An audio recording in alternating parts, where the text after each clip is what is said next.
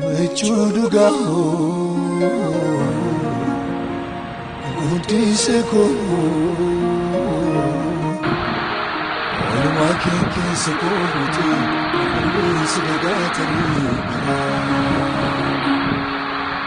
Olumaki kiseko uti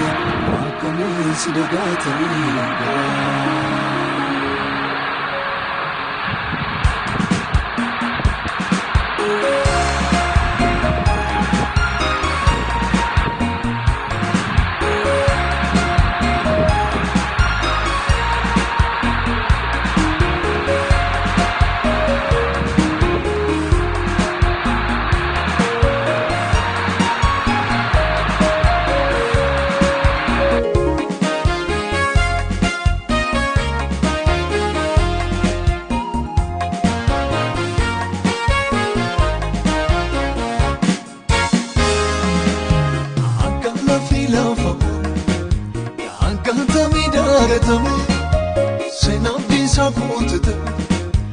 Ermeko sinarfa Innentawti trisa Jebesi taniro nafse Sumiti refachisa Kanavati anafalme Ukanal mitechifamo Kesa navafti falmite Nanwarane arfindua Narracha lafte chafte Olma kisi chakalesa Yaadati boye garanko Godani sisanara Gargarsi ke wakayoko Sinarramfatu garanko Sinarramfatu garanko Sinarramfatu garanko Sinarramfatu garanko Sinarramfatu garanko Sinarramfatu garanko Sinarramfatu garanko Sinarramfatu garanko Sinarramfatu garanko Sinarramfatu garanko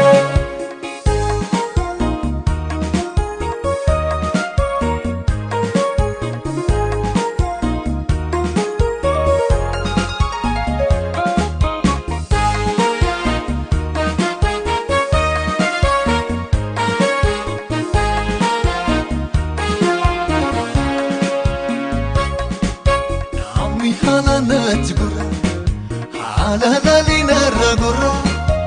Guya jabdu kot nakule Dadabi kot yaraku Ofta mechu gafarako Bermata guya rakina Guya mamtuna dimbegnet Hiriye ko nafola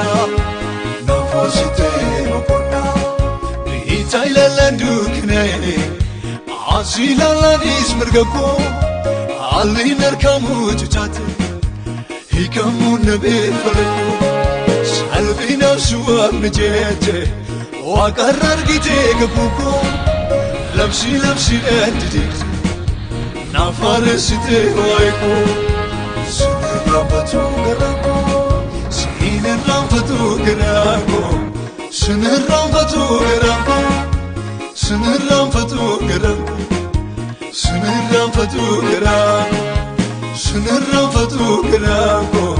Sinarramfatu garanko Sinarramfatu garanko Sinarramfatu garanko Sinarramfatu garanko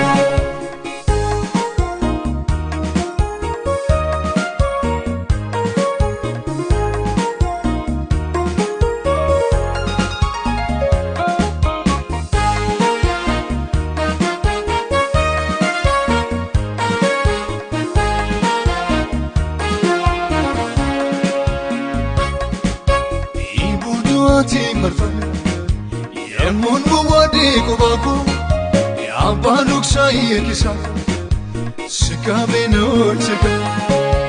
Tumi sindedet sasate Debiti gote yetako Setan ningado deboy Atin aftana kodako Sinarramfatu garanko